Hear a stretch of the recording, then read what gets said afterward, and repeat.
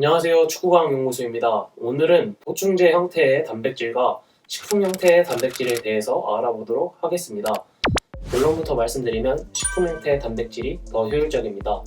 먼저 이 설명에 앞서서 전반적인 프로틴 섭취에 대한 내용을 한번 짚고 넘어가겠습니다. 본인의 운동 강도가 높다, 그리고 축구와 같이 전신을 사용하는 운동을 위주로 한다. 그러면 하루에 체중당 2g의 단백질을 섭취할 수 있도록 합니다. 반면에 모든 전신을 활용하지 않거나 운동 강도가 낮다라고 생각하시면 적어도 하루에 체중당 1.2g의 단백질을 섭취할 수 있도록 합니다. 손흥민 선수를 예로 들면 체중 73kg에서 73kg 곱하기 2, 146g을 하루에 섭취할 수 있도록 합니다. 여러분의 체중을 고려해서 단백질 총량을 계산하시면 됩니다. 여기서 한 가지 더 중요한 사실은 여러분이 탄수화물 소스라고 생각하는 밥 안에도 단백질이 들어가 있기 때문에 이 단백질 역시 계산을 해주어야 합니다. 머리가 복잡해지니 먼저 운동 끝나고 먹어야 하는 단백질 양부터 설명드리도록 하겠습니다. 아까 같이 운동 강도가 높고 전신을 활용한 운동이다. 그러면은 운동 후에 40g의 단백질을 먹습니다. 하지만 그렇지 않고 강도가 낮거나 전신을 사용하지 않는다. 그러면 적어도 20g의 단백질을 섭취합니다. 여기서 한 가지 중요한 사실은 한 번 단백질을 섭취할 때는 최소 20g의 단백질을 먹어주어야 한다는 것입니다. 자, 그럼 손흥민 선수가 운동 끝나고 40g의 단백질을 섭취했고 밥 3공기, 아침, 점심, 저녁을 먹는다고 가정했을 때 손흥민 선수의 남은 단백질 섭취량은 91g입니다. 자, 이 남은 단백질을 어떻게 섭취할 것이냐? 첫 번째 타이밍은 바로 자기 전입니다. 여러분이 만약에 자기 전에 단백질을 섭취하지 않는다면 여러분은 수면 시간, 즉 7시간에서 10시간 정도 되는 수면 시간의 단백질 합성 시간을 버리게 되는 것입니다. 여기서 한 가지 더 중요한 사실은 운동으로 인한 근합성의 증가 효과는 최대 48시간까지 지속이 된다고 합니다. 그리고 그 효과가 큰 구간은 24시간까지입니다. 따라서 우리는 남은 단백질을 하루에 걸쳐서 골고루 섭취할 수 있도록 하겠습니다. 따라서 자기 전에 단백질을 섭취해 줌으로써 아까 설명드렸던 운동 후에 단백질 증가 효과를 계속해서 누리실 수 있습니다. 저는 자기 전에 단백질을 30g 먹는 것을 추천드리겠습니다. 자, 그럼 61g의 단백질이 남았습니다.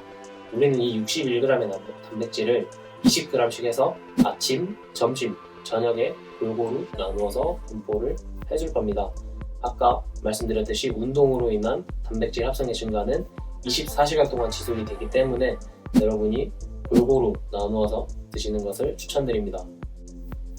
여기서 오늘의 주제, 식품 형태의 단백질과 보충제 형태의 단백질, 그러니까 닭가슴살과 보충제, 만약 같은 양의 단백질을 포함하고 있다면 어떤 것이 더 효율적일까? 결론부터 말씀드리면 식품 형태의 단백질이 더 효율적입니다. 두 가지 실험에서 이 결과를 입증하고 있는데요. 이 실험은 동일한 양의 단백질을 포함하고 있는 우유와 콩의 근합성 효과를 비교한 실험인데요. 동일한 양을 포함하고 있을 때 우유가 콩보다 더 큰 단백질 합성률을 보였습니다. 여기서 중요한 사실은 우유는 20%의 웨이 단백질과 80%의 카제인 단백질로 이루어져 있는데요. 따라서 이렇게 우유로 인해 단백질 합성이 증가하는 것은 대부분 카제인의 효과라는 것을 유추할 수 있습니다. 다음 실험에서 재미있는 결과가 나왔는데요. 카제인 단백질, 웨이 단백질, 그리고 콩 단백질을 따로따로 추출해서 먹은 다음에 근합성률을 비교한 실험이 있었습니다. 이 실험에서 아까 우유의 근합성 증가에 대부분을 차지하는 카제인 단백질보다 콩 단백질이 더 근합성률을 높여주는 사실을 발견할 수 있었습니다. 즉, 우유라는 완전 식품으로 먹었을 때보다 따로 추출해서 카제인 단백질을 섭취했을 때 근합성의 증가율이 낮아졌다는 이야기입니다. 여기서 한 가지 실험이 더 있는데요. 이 실험에서는 계란 하나를 통째로 먹었을 때, 즉 흰자와 계란 노른자를 통째로 먹었을 때랑 계란 흰자만 추출해서 먹었을 때 근단백질의 합성률을 비교를 합니다. 물론 동일한 양의 단백질이겠죠. 이때 흥미로운 결과는 흰자만 먹었을 때보다 계란 노른자와 흰자를 같이 완전 식품으로 먹었을 때 더 단백질 합성이 증가한다는 결론이 나왔습니다. 그런데 현실적으로 운동 끝나고 닭가슴살을 바로 섭취하는 것이 가능한가에 대한 질문을 했을 때 사실 운동 끝나고 목도 마르고 그리고 식욕도 없는 상태에서 닭가슴살을 20g 혹은 40g을 먹는다는 것이 현실적으로 힘든 게 사실입니다. 그래서 저는 운동 끝나고는 보충제 형태의 단백질을 섭취하시는 것을 추천드립니다. 수분 섭취도 할 수 있고 영양 섭취도 할 수 있습니다. 그렇다면 자기 전에는 어떨까요? 제가 추천드리는 방법은 사실 우유에 보충제를 먹는 것입니다. 그 이유는 사실 자기 전의 식사가 수면의 질을 감소시키기 때문입니다.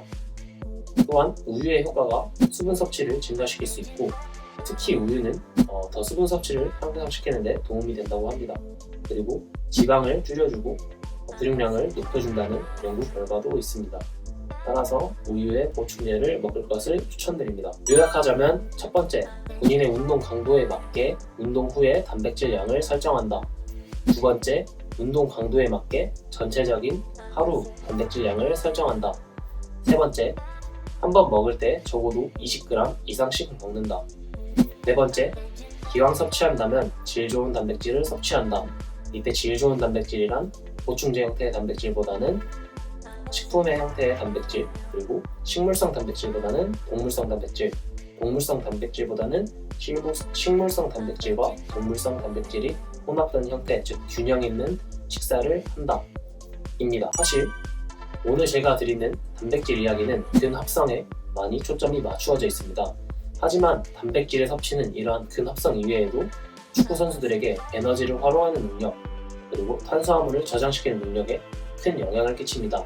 이 내용은 다음 컨텐츠에서 다루어 보도록 하겠습니다. 오늘 제가 전해드릴 이야기는 여기까지입니다. 다음에는 더 재밌고 유익한 컨텐츠로 찾아뵙도록 하겠습니다. 감사합니다.